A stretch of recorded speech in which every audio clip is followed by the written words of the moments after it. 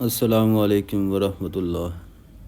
حضرت عبداللہ ابن عمر رضی اللہ عنہ فرماتے ہیں کہ آپ نے رسول اللہ صلی اللہ علیہ وسلم کو دیکھا کہ آپ صلی اللہ علیہ وسلم مشرق کی طرف اشارہ کر کے فرما رہے تھے، ہاں فتنہ اسی طرف سے نکلے گا، فتنہ اسی طرف سے نکلے گا جہاں سے شیطان کا سینگ نکلے گا۔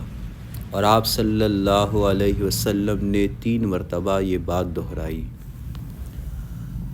حضرت عبداللہ ابن عمر رضی اللہ عنہ فرماتے ہیں کہ ایک دن اللہ کے رسول صلی اللہ علیہ وسلم نے دعا کی کہ یا اللہ ہمارے لیے ملک شام میں برکت نازل فرما، الہی ہمارے لیے ملک یمن میں برکت نازل فرما۔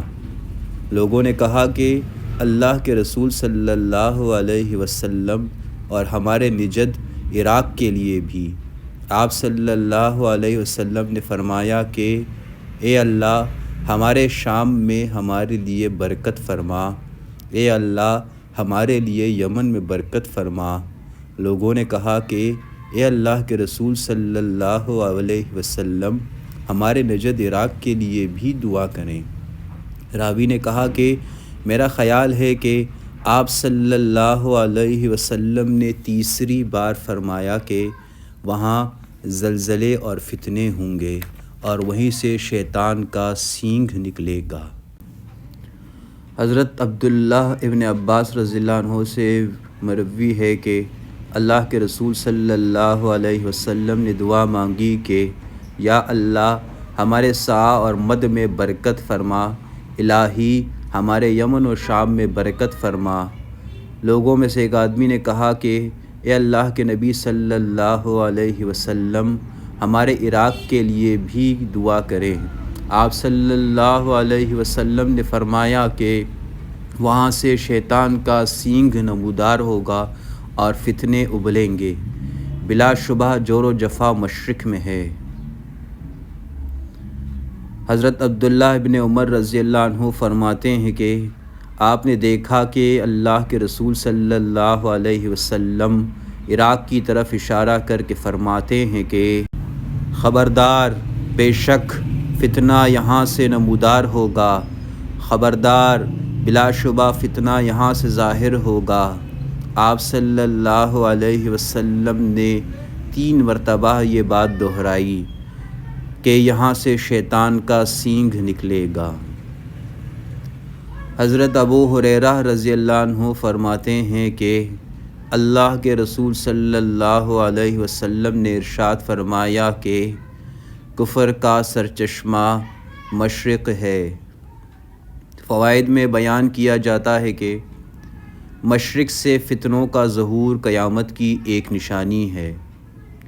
مدینہ کے مشرق میں کئی ایک علاقے شامل ہیں، مگر آپ صلی اللہ علیہ وسلم نے عراق کہہ کر فتنوں کے مرکز کی تعیین و تحدید کر دی ہے۔ بعض روایات میں فتنوں کا مرکز نجد قرار دیا گیا ہے اور ہر سطح مرتفع اور بلند زمین کو نجد کہتے ہیں۔ عرب میں تقریباً 10 نجد ہیں، مگر آپ صلی اللہ علیہ وسلم نے عراق کہہ کر نجد کی تعیین کر دی ہے، لہٰذا فتنوں کی سرزمین نجد عراق ہے، نجد یمن یا کوئی اور نجد نہیں۔ تاریخ گواہ ہے کہ تمام فتنے عراق سے پھوٹتے رہے ہیں، مثلاً خوارج، شیعہ، رافضی، باطنی، جہمیہ، قدریہ، معتزلہ اور تمام گمراہ فرقے یہیں کی پیداوار ہیں۔ جمل اور صفین کی خونریز جنگیں بھی اسی سرزمین پر ہوئیں۔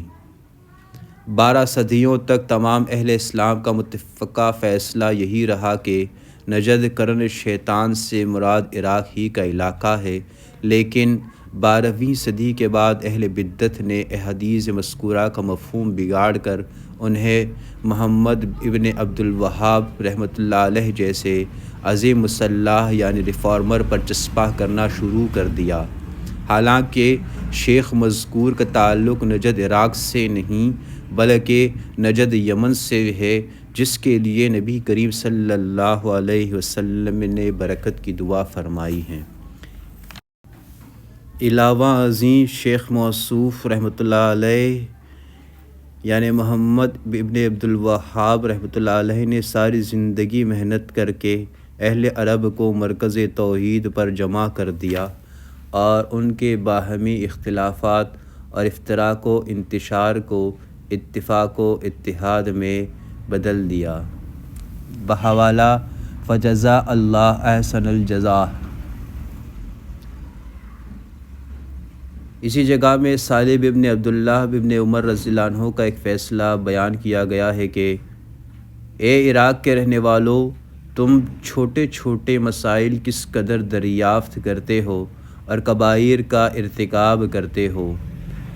آپ نے اپنے والد عبداللہ رضی اللہ عنہ سے اور انہوں نے اللہ کے رسول صلی اللہ علیہ وسلم سے سنا کہ بے شک فتنہ یہاں سے ظاہر ہوگا، اور اپنے ہاتھ سے مشرق کی طرف اشارہ کیا کہ یہاں سے شیطان کا سینگ نکلے گا۔